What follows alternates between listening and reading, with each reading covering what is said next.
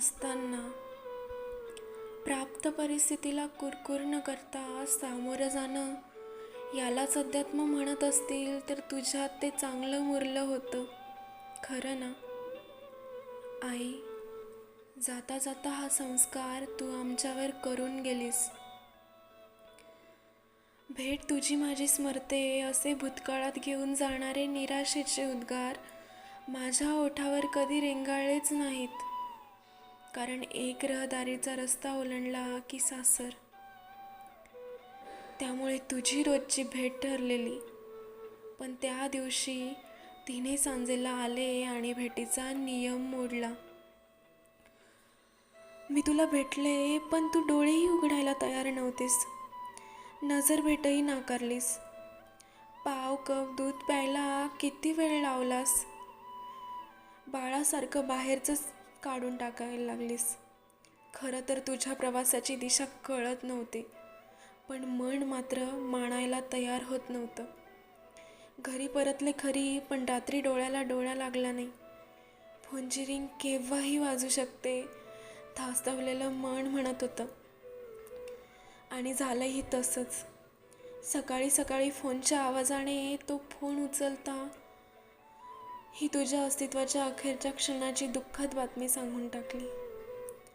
डोळ्याच्या पापणीशी जमलेल्या गंगा यमुना लगेचच बाहेर धावल्यात. वाहू दिलं त्यांना मुक्तपणे जरा वेळ, नंतर मीच विचारांच्या गर्दीत वाहवत गेले.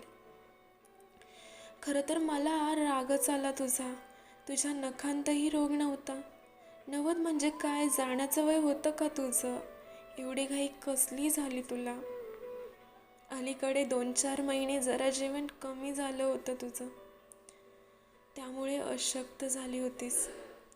पण तरी तू स्वावलंबी होतीस, कारण तुझी जीवनशैली साधी होती. खाका पाहिले ते पाहिजे असं काही नव्हतं. जे पुढ्यात येईल ते आनंदाने स्वाहा करायची. नाही म्हणायला काही दिवस, तोंडाला चव नाही ह्या कारणास्तव पाणीपुरी, शेवपुरी, भेळ असे डोहाळे लागले होते तुला. एका गोष्टीबद्दल मात्र तुझं कौतुक करायलाच पाहिजे. हालचाली कमी होत गेल्या, जेवण तुटत चाललं, पण तू कधी तोंडाने देवा सोडव रे मला, ही म्हातारी दिसत नाही का तुला? उगाच लोळत ठेवू नको, माझा आता काही उपयोग नाही असे निराशाजनक उद्गार चुकूनही काढले नाहीस. उलट भाजणी भाजायला उभीच राहणार आहेस. अशा थाटात करूया की दिवाळीला चकलीची भाजणी, असंच तू म्हणायचीस. प्राप्त परिस्थितीला कुरकुर न करता सामोरं जाणं, यालाच अध्यात्म म्हणत असतील तर तुझ्यात ते चांगलं मुरलं होतं, खरं ना?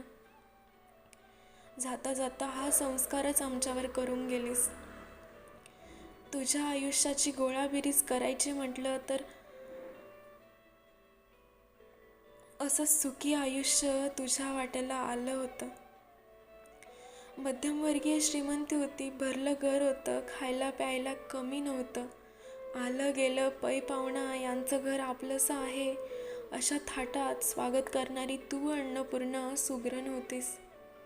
हात सढळ होता, घरी करून खाऊ पिऊ घालायची हौस होती, गरजवंतांचा आधार बनत होतीस. अर्थात यामागे बाबांची भरभक्कम साथ संगत होती. आम्ही भावंड, तुझी नातवंड चांगली शिकली. कष्टाने त्यांना सांभाळत ओढ लावलीस. त्यांना पंख फुटेपर्यंत घराला केंद्रस्थानी ठेवलंस. नंतर मात्र घरात गुंतून न पडता हळूच देवधर्म, भजनी मंडळ याकडे वळलीस. तुझ्या स्वभावाच्या कडा अति धारदार नव्हत्या. प्रत्येक गोष्टीचं किस काढण्याची तुझी वृत्ती नव्हती. त्यामुळे सहज कुणातही मिसळण्याकडे तुझा कल नव्हता. घरातला अर्थखातं कधी बघायची वेळ आली नाही तुझ्यावर. नवरात्रीच्या भजनाच्या कार्यक्रमाबरोबरच तिथे म्हणायच्या अभंगाचं उत्तम नियोजन. वेळ पाळणं हा तर तुझा हातखंड. पेन्शन आणायला जायचं तर सगळं आवरून हातात पिशवी घेऊन तू वाट बघत बसलेली असायची.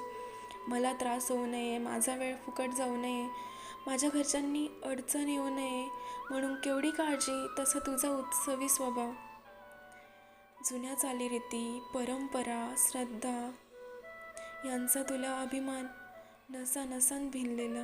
पहाटे उठून हळूहळू उंबऱ्यावर पाणी शिंपडून रांगोळीच्या 2 रेघा ओढल्याशिवाय तुझा दिवस सुरू व्हायचा नाही.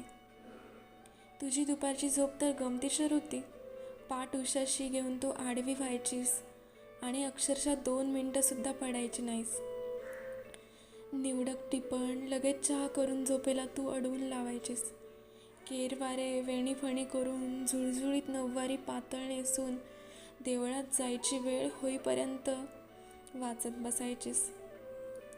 सगळ्यांशी अगदी मेतकूटही नाही आणि भांडणही नाही असा तुझ्या नात्यांचा गोप. घरी मसाला, कोरडी चटणी केलीस की देवळातल्या एकट्या राहणाऱ्या बाईच्या पिशवीत गुपचूप पुडी सरकायला तू विसरायची नाहीस.